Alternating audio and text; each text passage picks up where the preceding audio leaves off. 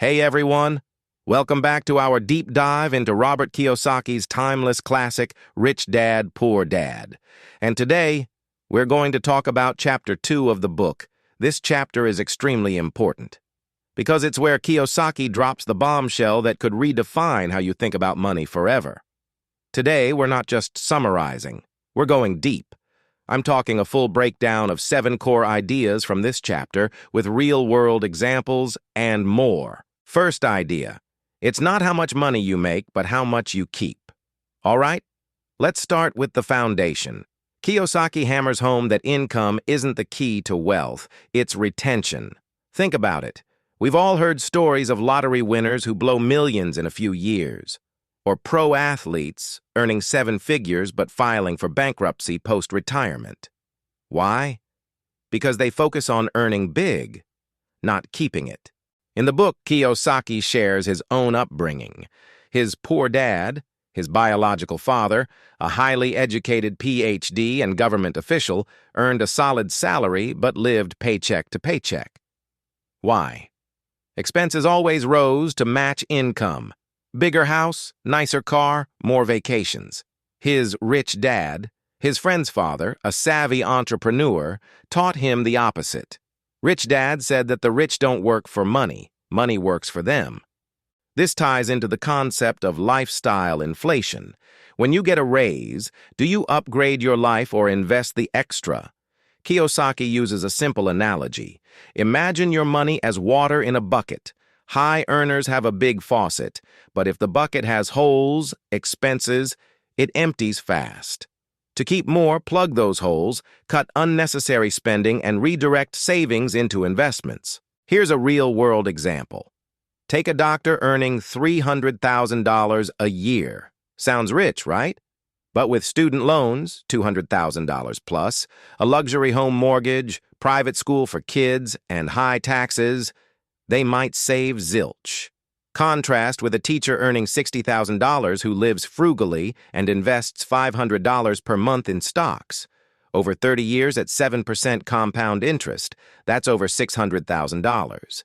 The teacher keeps more relative to their lifestyle. Audit your finances monthly. Track every dollar. Ask, is this expense building my future or draining it? This mindset shift alone can turn average earners into rich people. Now, let us talk about the second idea. Assets put money in your pocket. Liabilities take money out. Moving on to the core definition that Kiyosaki repeats like a mantra. Assets versus liabilities. It's deceptively simple, but most people get it wrong. An asset is anything that generates income or appreciates while putting money in your pocket.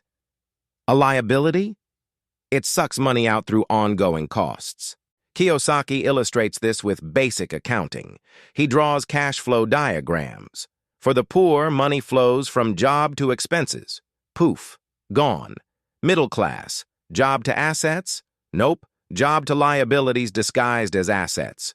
Rich, job or business to assets which then fund more assets and luxuries. Assets include rental properties. Tenants pay your mortgage plus profit.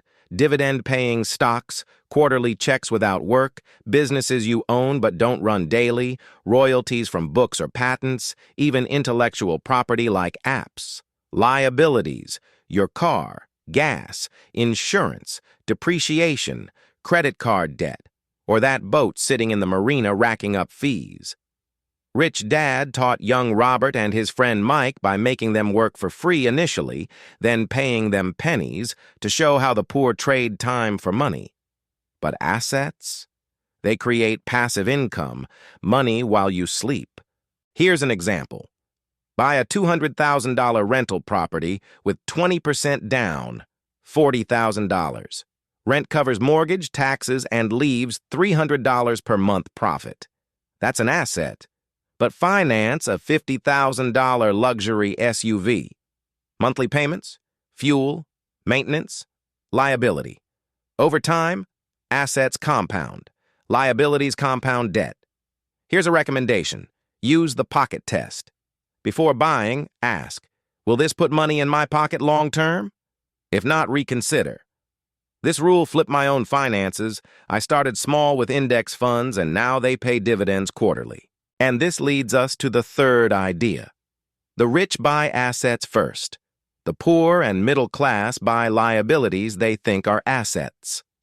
This builds directly on the last one, but it's a mindset trap Kiyosaki exposes brutally. The middle class, think accountants, managers, earn well but buy stuff they believe builds wealth like fancy homes or gadgets on credit. The rich? They prioritize assets that generate cash flow, then buy luxuries with that income. In the chapter, Kiyosaki contrasts classes. Poor have few assets, all income to expenses. Middle class, income to liabilities, big house, car loans, creating the illusion of wealth but trapping them in the rat race. Rich, income to assets, which fund liabilities without touching principal. This is about delayed gratification. Society pushes consumerism. Ads scream, "You deserve it." But Kiyosaki says that's a lie keeping you poor. Rich Dad advised, pay yourself first by investing 10 to 20% of income before bills. Here's a story from book. As kids, Robert and Mike wanted bikes. Poor Dad, save from allowance. Rich Dad, create a business, comic book library, use profits for assets, then bikes. Lesson?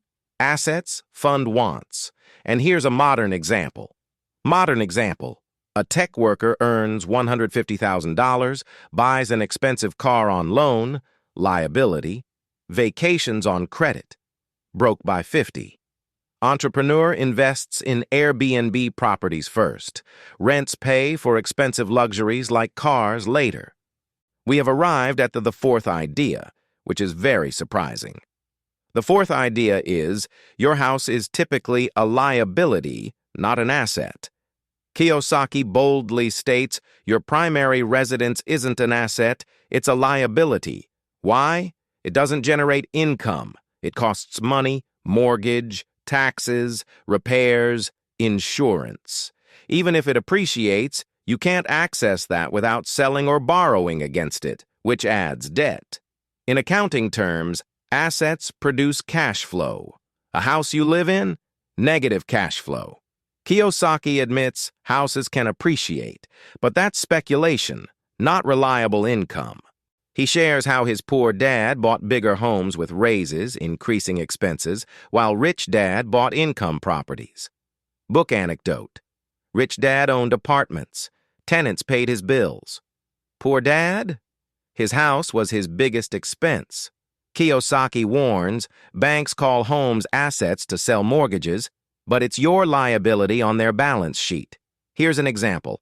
$500,000 house, 4% mortgage, $2,000 per month payment, plus $500 taxes/insurance equals $30,000 per year out. No income in. Flip it. Buy a duplex, live in one unit, rent the other. Rent covers costs, maybe profits. Now it's an asset. Counterpoint. In hot markets, houses build equity. But Kiyosaki says treat it as a home, not investment. Buy what you need, invest elsewhere. This freed me to rent affordably while building stock portfolios. Fifth idea. Financial literacy is essential because schools don't teach it. Here's the big question. Why are so many smart people broke? Schools teach math, history, but not money. Kiyosaki rants that education systems produce employees, not entrepreneurs. Without financial IQ, you're doomed to the rat race. Financial literacy means understanding 4 areas: accounting, read statements, investing, money-making money, markets, supply/demand, law, tax advantages. Kiyosaki learned from Rich Dad via real-life games, not classrooms. Now, for the sixth idea. Wealth is measured by how long you can survive without working. Not your bank balance, but sustainability. Wealth equals days, months, or years your money lasts without a job. If assets cover expenses indefinitely, you're free. Deeper. Kiyosaki's formula, wealth equals passive income divided by expenses. Aim for assets yielding enough to live on. Book example. If expenses are $4,000 per month, need assets generating $4,000 plus passively. Story. Rich Dad quizzed Robert. How rich are you? Not by salary, but by independence. Many rich are one layoff from broke. Example, $1 million in stocks at 4% yield equals $40,000 per year passive. If expenses $30,000, infinite wealth. Cut expenses or boost assets to accelerate. The seventh idea, and the final one, it is one we have already mentioned before, but it's important to reinforce the idea. Seventh idea, the key rule, buy assets to build wealth. Finally, the golden rule, focus on growing your asset column, minimize liabilities. Over time, assets snowball via compounding. Deeper, Kiyosaki's advice. Start small. Stocks, mutual funds, education. Avoid get rich quick. Build steadily. Book closes chapter with diagrams showing rich cash flow looping back to more assets. Example, $100 per month into S&P 500 over 40 years at 10% average return, over $500,000. That's asset power. It's simple. Apply this. Break the cycle. There you have it. A deep dive into Chapter 2's 7 ideas.